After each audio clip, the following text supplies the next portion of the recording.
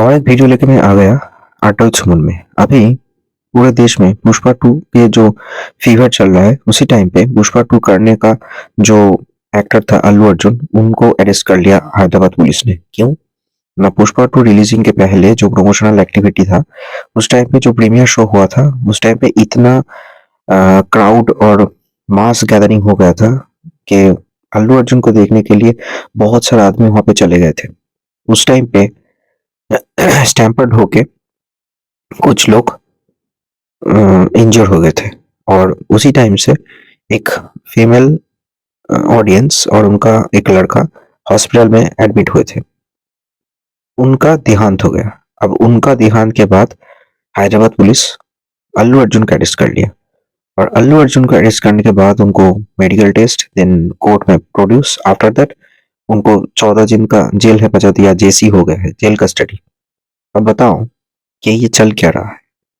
कुछ दिन पहले उत्तर प्रदेश में एक धर्मगुरु ने उनका एक प्रोग्राम अरेंज किया था।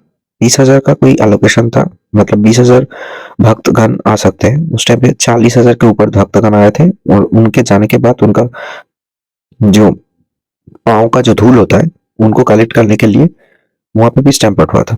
उस टाइम पे लगभग 20 आदमी के ऊपर देहांत हो गया था।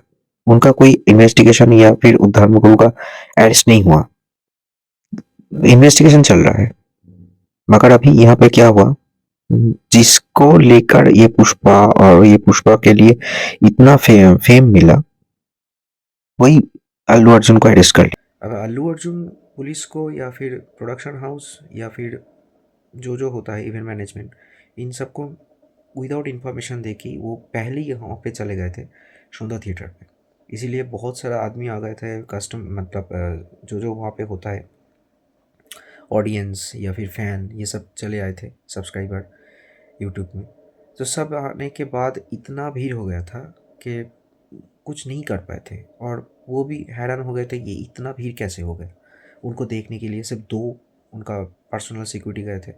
वो दोनों से तो वो कंट्रोल नहीं हो सकता था, इसीलिए वहाँ पे स्टैम्पर्ड होके 35 साल उम्र के वो एक औरत वहाँ पे इंजर्ड हो गए थे। उनके बाद उनका देहांत हो गया था। इसीलिए पुलिस इन्वेस्टिगेशन करने लगे कि क्या हुआ एक्चुअली में।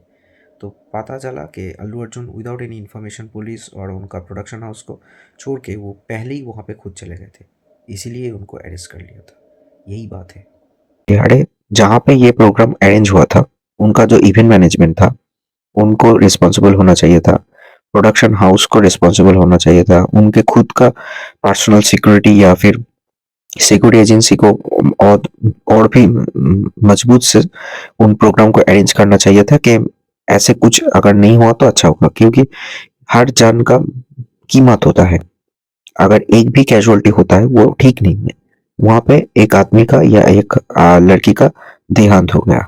अब इसमें अल्लू अर्जुन का क्या गिल्टी हुआ या अल्लू अर्जुन का क्या दोष था, ये समझ में नहीं आ रहा है कि अल्लू अर्जुन को अरेस्ट कर लिया। अरे अल्लू अर्जुन तो अभी इंडिया का 1 नंबर पॉपुलर आदमी है। वो जहां पे जाएंगे वहां पे भीड़ होगा। तो local administration, local police, personal security agency, उनको और भी टाइट होना चाहिए था कि ऐसा कुछ नहीं होना चाहिए था। उनको देखने के लिए तो भीड़ होगा ही। अब जब उनको कोर्ट में प्रोड्यूस कर रहे थे, उस टाइम पे भी भीड़ हुआ था, फिर भी अल्लू अर्जुन को जेल कस्टडी हो गया।